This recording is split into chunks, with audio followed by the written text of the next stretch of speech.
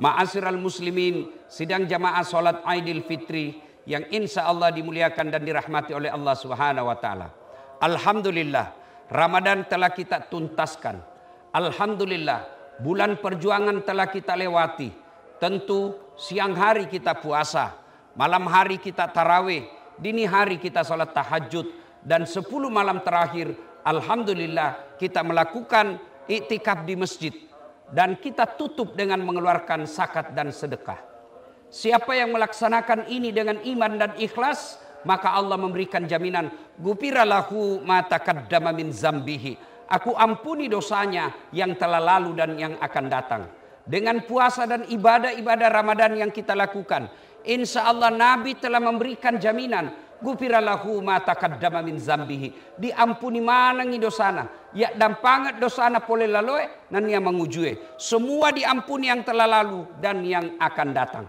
Alhamdulillah, dengan catatan mereka yang menghidupkan malam-malam dengan tarawih, sholat malam, witir, dan siang harinya dia isi dengan puasa dan ibadah-ibadah lainnya, percaya pada hari ini Allah telah mengampuni dosa-dosa kita, maka kita sebut dengan Aidil Fitri, hari kemenangan, yang arti bahasa Indonesianya kembali menjadi suci. Itulah sebabnya hari Aidil Fitri kita disunahkan memakai baju putih. Kenapa? Seolah-olah kita bersih putih seperti pakaian yang kita pakai. Dengan catatan, menurut informasi dari Rasulullah, engkau telu tahu dia diterima amal madicenna, tidak diterima amal kebaikannya oleh Allah Subhanahu wa taala. Yang didoakan oleh Nabi ditolak amal-amal Ramadannya dan diaminkan oleh Jibril. Siapa mereka yang tiga ini? Biar puasanya bagus, witirnya bagus, iktikafnya 10 malam terakhir, dia bayar zakatnya, dia bersedekah, tapi masuk dalam tiga ini, sesungguhnya amalmu tidak sampai ditolak oleh Allah Subhanahu wa taala. Siapa mereka kata Nabi? Yang pertama, anak yang durhaka kepada kedua orang tuanya. Saya yakin tidak semua kita orang tua di sini, tidak semua kita punya anak di sini, tapi saya yakin 1000% semua kita punya orang tua. Ada yang berkata, bagaimana kalau orang tua saya pilih kasih, anaknya yang kaya dia suka, saya yang kasihan pengangguran tidak nasayang kak. Itu Tommy cobaanmu sebagai anak. Tidak seberapa berat itu dibanding penderitaannya ibumu mengandung dan melahirkan kamu. Bagaimana kalau bapakku tidak sholat Ustadz? Bagaimana kalau bapakku pabotor? Bagaimana kalau bapakku tukang judi? Bukan urusanmu, urusannya dia kepada Allah Subhanahu wa taala. Kalau kamu berpikir bapakmu jelek agamanya, apa bedanya dengan Ibrahim alaihissalam? Ibrahim alaihissalam bapaknya namanya Azar, nyembah berhala. Ketika Ibrahim mau ribut sama bapaknya, ditegur oleh Allah. Ibrahim, bapakmu itu. Tapi dia menyembah berhala ya Allah. Bagaimanapun dia bapakmu. Jangan kau ribut sama bapakmu. Kau yang mengalah, kau yang pergi dari kampungmu. Allahu Akbar. Nah anak-anak sekarang lebih sayang itu sama cowok daripada bapaknya. Lihat nanti kalau pulang, bukan itu orang tua anak cari. Cowok langsung telepon. Baru itu cowok pakai kepala talang je. Itu mina sayang. Cowok, cewek nana sayang. Mamaknya yang lahirkan dia, mamaknya yang ngandung dia, mamaknya yang menyusui dia, belasan tahun diurus, baru kenal laki-laki 2 bulan, lebih hormati cowoknya daripada orang tuanya. Kalau begini sifatmu dek, biar kau itikaf 10 malam di sini, kau tidak hormati orang tuamu, amalmu ditolak oleh Allah Subhanahu wa taala. Ada lagi model kedua anak yang durhaka, yaitu mereka yang lebih sayang kepada istrinya daripada ibunya. Bapak-bapak yang saya muliakan, boleh kau sayang istrimu, tapi jangan sampai kau membandingkan dengan istrimu, dengan ibumu. Tidak bisa kau bandingkan. Ibu-ibu yang ada di dalam masjid, jangan pula kau siri orang tuamu memilih pilihan yang tidak masuk di akal. Ada kadangkala perempuan berkata, kau lebih sayang mamamu daripada saya istrimu. Pasti kita lebih sayang ibu daripada istri. Ibu-ibu dengar ini. Siapa yang mengandung ibumu? Siapa yang mengandung suamimu? Ibu kan pernah mengandung. Bagaimana penderitaan 9 bulan susah. Siapa yang mengandung suami? Ibunya. Ibu pernah mengingat waktu melahirkan pilihan antara hidup dan mati. Siapa yang melahirkan suami? Ibunya. Setelah itu siapa yang menyusui dan membesarkannya? Ibunya. Sekarang setelah dia besar dan punya kerja, siapa yang dapat gajinya? Suamimu. Istri. Maka jangan pernah kau berkata pilih. Bapak-bapak juga, kalau ada istrimu bilang begitu, kau tegas, tidak boleh kompromi. Saya pilih ibuku daripada kamu. Istri belum tentu jodoh sampai ajal. Tapi ibu, di berapapun laut yang dicucikan, ada darah dagingmu, darah daging ibumu. Maka wajar ketika Nabi ditanya setelah Allah dan Rasulnya, siapa yang saya taati? Ibumu. Setelah itu siapa? Ibumu. Setelah itu siapa? Ibumu. Setelah itu siapa? Bapakmu. Allahu Akbar, Allahu Akbar, Allahu Akbar. Bagaimana pula bagi mereka yang sudah meninggal orang tuanya? Pernah meneteskan air matanya? Pernah mempermalukan orang tuanya? Napakasiri ambokna, napakasiri indokna, matampui. Dikirim ke Makassar kuliah, bukan pulang bawa ijazah, tapi pulang bawa aib dengan hamilnya. Pulang bukan membawa ijazah dan prestasi, pulang membawa apa? Menghamili ceweknya. Dan orang tuanya sudah wafat, tidak sempat minta maaf. Bagaimana cara bertobatnya? Satu, doakan orang tuamu. Minimal doa, Allahumma gfirli wali walidayya warhamhuma kama rabbayani shaghira. Yang kedua, bersedekahlah atas nama orang tuamu.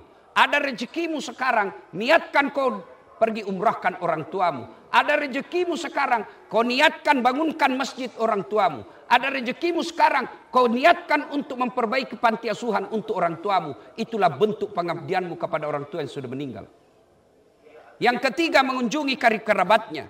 Kamu tinggal di Sopeng, kamu tinggal di Bone, kamu tinggal di daerah, masih hidup saudaranya, datangi saudaranya itu bagian daripada berbuat baik kepada orang tua. Dan yang keempat yang paling penting, jadilah kamu anak yang soleh. Karena ketika kamu berbuat maksiat, ketika kamu berbuat dosa, ibu bapakmu yang ada di kubur dipanggil, hehehe. Kalau bahasanya kita ada Makassar, cini konjo. Lihat itu hasil didikanmu, lihat itu anakmu, lihat itu anakmu. Kau tinggalkan tidak beres akidahnya, maka dia akan disiksa. Allahu Akbar, Allahu Akbar, Allahu Akbar. Suatu ketika Nabi lewat di pemakaman, kira-kira dari Karebosi dia ke Perintis Kemerdekaan lewat Panaikang pemakaman.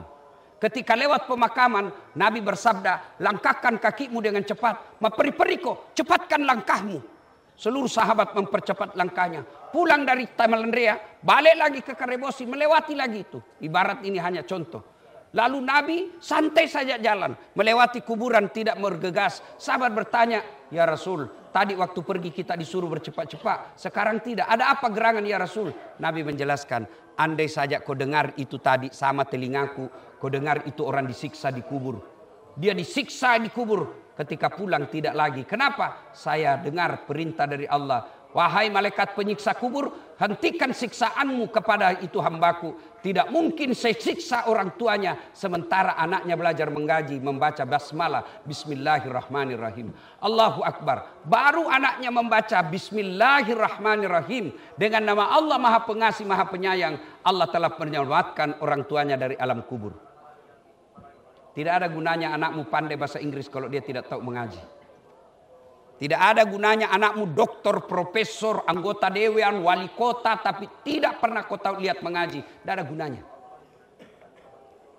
Bapak-bapak, biar anakmu tinggi, banyak uangnya, tidak pernah kau dapat dia pergi pengajian. Tidak pernah didapat malam Jumat dia baca Yasin. Tidak pernah kita dapat ikut taklim. Tidak pernah kita dengar puasa Senin Kamis. Alaman tidak ada gunanya itu anakmu ketika di alam kubur. Allahu Akbar, Allahu Akbar, Allahu Akbar. Walillahilham. Golongan kedua, orang yang tertolak amal ibadah Ramadannya kata Nabi adalah istri yang durhaka kepada suaminya. Ada yang bertanya, bagaimana suami yang durhaka sama istrinya? Tidak ada dalam hadis. Lihat itu ibu mungkin nak protes itu. Biar Nabi mau nak protes juga. Nah, kenapa tidak dijelaskan suami yang durhaka kepada istrinya? Karena ibu harus tahu suamilah yang menanggung ibu dunia dan akhirat. Kalau ada istri yang tidak pakai jilbab, meskipun suaminya ulama, suaminya bertanggung jawab terhadap istrinya. Dia akan diseret masuk neraka menemani istrinya. Itu makna dari ayat ku anfusakum wa ahlikum nar. Itu di akhirat. Di dunia, malu itu laki-laki kalau pulang kampung istrinya tidak pakai baju baru. Malu itu laki-laki kalau sudah ada anaknya tapi tidak punya rumah, masih ngontrak-ngontrak. Suami menanggung istri dunia akhirat. Berapa banyak kasihan suami, rela menaik Grab, rela menjadi tukang Grab, rela menjadi tukang ojek, kehujanan, kepanasan, ditipu sama penumpang, tidak pernah ditelepon istrinya tentang suka dukanya. Kenapa? Karena dia sayang istrinya, tidak mau kalau istrinya dia tahu penderitaannya. Dia akan berkata, biar nih saya sepot, biar nih saya susah, biar nih saya menderita. Yang penting istriku tidak tahu penderitaanku. Tapi beda coba itu perempuan. Baru itu susah air, mati telpomi, mana ko, mati saya ngair. Coba. Busuk ikan, busuk ikan, kan tuh cepat. Beda laki-laki. Maka itulah sebabnya perempuan meskipun ibadahnya bagus, tertolak amal ibadah Ramadannya. Bahkan Nabi katakan, andai saja boleh manusia sujud kepada sesamanya manusia, maka perempuan sewajibkan sujud di depan suaminya. Bagaimana kalau suamiku tidak sholat? Bukan urusanmu. Kenapa? Seorang perempuan tidak menanggung dosanya laki-laki, sementara laki-laki menanggung dosanya perempuan. Allahu Akbar, Allahu Akbar. Ibu-ibu, kalau ada pernah menyakiti hati suami, pulang nanti jangko gengsi. Cium tangannya, minta maaf. Tapi ketika kau mau datang itu suamimu, nah tahan kau setan. Jangko. Dia juga pernah salah. Jangko. Dia juga pernah salah. Itu setan. Kalau ada bisikan dalam hatimu, jangko, ucapkan na'udzubillahi min zalik. A'udzubillahi minasyaitonir rajim. Ucapkan itu. Aku berlindung kepada Allah dari godaan setan. Allahu Akbar, Allahu Akbar, Allahu Akbar. Ada 5 kewajiban seorang istri yang dia harus minta maaf, harus minta izin kepada suaminya. Ini bukan menurut Das'at, menurut Nabi. 5 perempuan harus izin kepada suaminya. Dan kalau dia langgar, dia berdosa. 1, wajib minta izin ketika mau keluar rumah. Pikir mak ibu, minta izin jadi kalau mau keluar. Biasanya ditelepon pagi baru kita bilang, oh saya lagi di mall. Kenapa laki-laki tidak minta izin kepada istri? Karena laki-laki memang tugasnya lebih banyak di luar. Kata Nabi, perempuan yang keluar rumah tanpa izin istrinya, suaminya, maka sejak dia pergi sampai pulang, laknat Allah menyertainya. Tuh masih mau protes itu. Yang kedua, perempuan wajib minta izin kepada suaminya ketika hendak berpuasa sunnah. Ibu anak santri, pengantin baru, mau puasa Senin Kamis, dia puasa hari Senin, suaminya cuti dari kantor hari Senin. Begitu pulang suaminya dan membutuhkan sesuatu, dan apa dia bilang istrinya? Saya lagi puasa, maka dia wajib membatalkan puasanya. Itu puasa itu. Yang ketiga, seorang istri wajib meminta izin kepada suaminya memasukkan orang lain ke rumahnya. Meskipun sepupu tidak boleh dia masuk tanpa izin suaminya. Datang keluarga dari Pindrang. Daeng, ada ini sepupumu dari Pindrang. Bagaimana? Dikasih masuk atau tidak? Kalau Nabi bilang suamimu, suruh tunggu di teras, jangan kau kasih masuk. Haram hukumnya dikasih masuk. Yang keempat, seorang istri wajib meminta izin membelanjakan harta suaminya. Ini bukan minta izin, nak curi.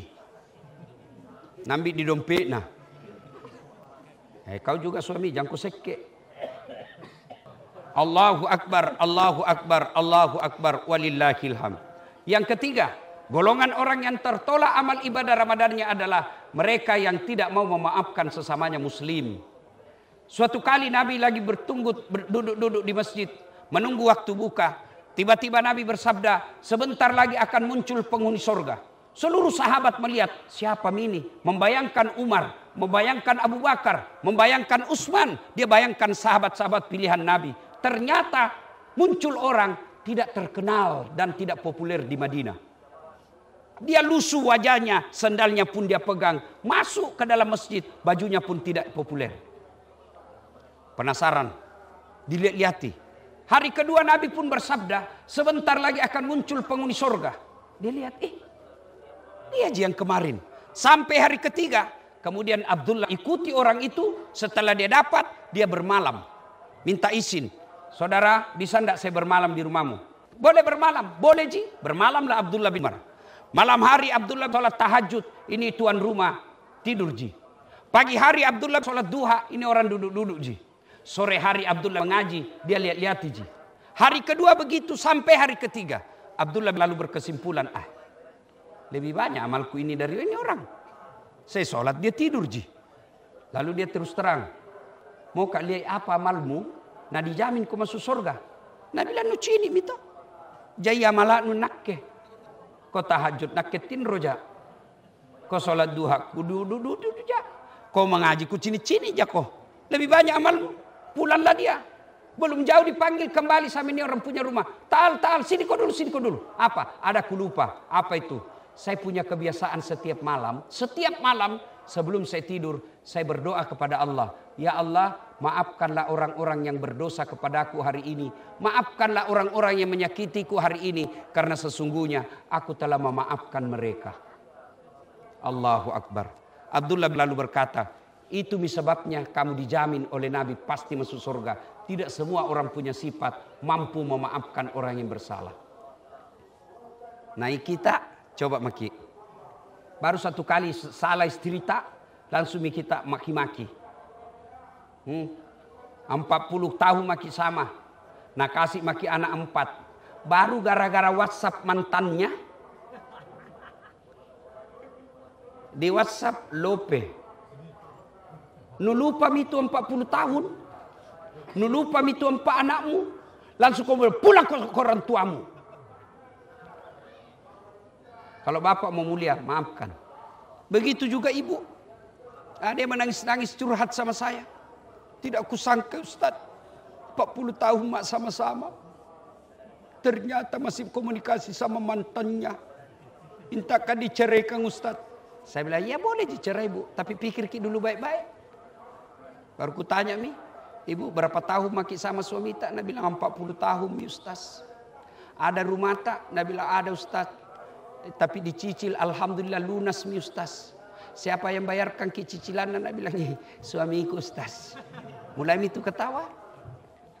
Ada mobil tak? Nah bilang ada. Aku bilang dicicil juga. Nah bilang lunas mi Ustaz. Siapa bayarkan? Nah bilang suamiku Ustaz.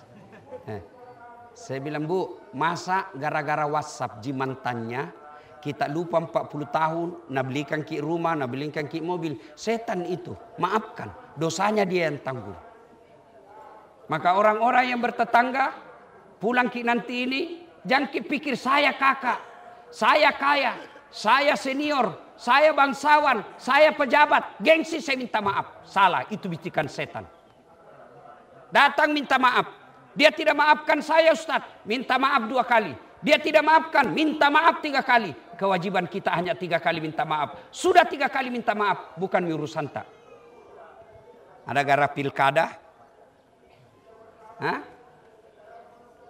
Pilwali Makassar. Sudah jadi wali kota mi. Pilpres. Prabowo. Baku cambuk sama Anies. Sama Ganjar. Coba. Sampai sekarang kamu baku musuh. Padahal Prabowo menjadi presiden nih. Wakilna Anies menjadi menteri nih. Kau apa nu dapat? Apa nu dapat?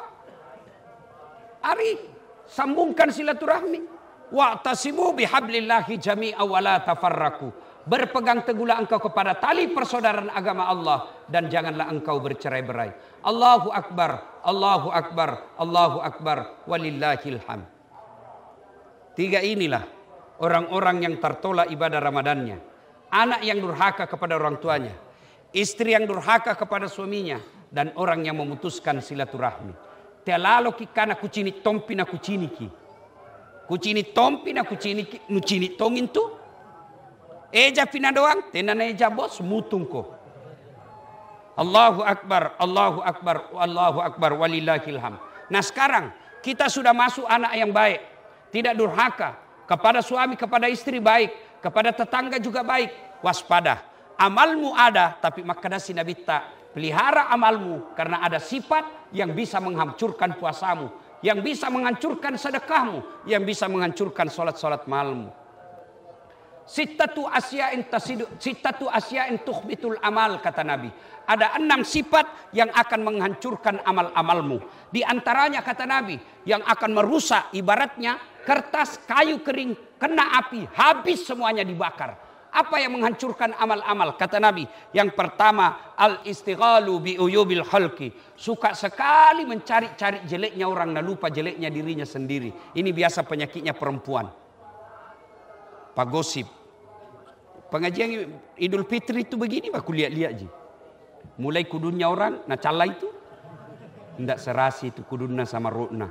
Nah beliau yo kayak kiumbul-umbul. Itu satu, jangan ada begitu. Orang yang begitu biar kau puasa baik, tapi pacalla-calla kau habis amalmu. Nah bilang cocok Ustaz, justru cocoknya namanya ghibah, kalau salah namanya fitnah. Yang kedua yang bisa merusak amal-amal kita kata Nabi, kaswatul qalbi, keras hati tidak mempan nasihat. Apa yang disebut keras hati tidak mempan nasihat? Dengar ini, pulang nanti ceramah, kalau Nabi bilang itu tadi ceramah saya nak kena. 7 na bahas sustas nak kengaseng jo. Tapi alhamdulillah mulai hari ini baik mak. Baik itu hatimu. Tapi sebaliknya selesai kau ceramah dengar ceramah malah kau tinggalkan, baru kau bilang nak mami terus nasindirin jo. Nak pernah cili. Jangan aku lagi dengar ceramah, jangan aku lagi pergi itu. Itulah yang disindir Allah dalam Al-Quran. Wa thawaun alaihim a'anzartahum am lam tunzirhum la yu'minun. Kau sampaikan ayat Allah, kau ceramai atau tidak sama saja mereka tidak akan beriman. Hati ini kalau keras tidak ada gunanya, bahkan bisa jadi lebih hina dari binatang. Coba lihat itu hati. Kata Nabi, dalam dirimu terdapat segumpal darah. Kalau darah itu baik, baik seluruh tubuhmu. Kalau darah itu rusak, rusak semua anggota tubuhmu. Dialah kalbu. Lihat maki, bawa ki mobil dari Makassar ke Bone, lewat Cambah. Yang berpikir sepanjang jalan otak. Yang melihat sepanjang jalan mata. Pegang setir tangan. Gas rem kaki. Berpikir otak. Tapi begitu ada tikungan apa tertulis? Hati-hati. Tidak ada tertulis otak-otak. Iya. Ini hati penting. Kalau pulang kau dengar ceramah, nukana ji, nak ketojeng. Kalau durhaka kau sama orang tuamu, selesai kau dengar ini, ndak gengsi kau datang kau minta maaf, berarti baik hatimu. Bapak, ibu-ibu sudah dengar ini, selama ini suka kasar sama suami, patoai sama suami, begitu kau pulang lebaran, kau minta maaf sama suamimu, bagus hatimu. Tapi kalau kau bilang, dede aja, dia lagi pakai kepala tala, keras hati itu. Yang ketiga, yang akan menghancurkan amal kebaikan kita kata Nabi, killatul haya tomakuras siri'e. Kurang rasa malu.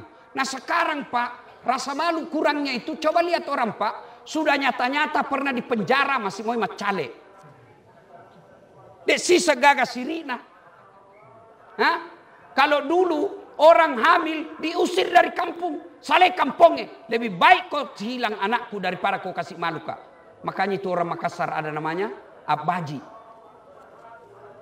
Pergi kau ini kampung, kutikam kau kalau sama anak sama pacarmu kalau kau tinggal. Dulu itu Pak, dulu. Sekarang deh hamil 4 bulan pesta besar. Cepat melahirkan. Kenapa cepat sekali jadi cucutan? Nabi bilang lagi tren Ustaz. Mana lagi yang namanya kuras siri. Lihat itu ibu-ibu.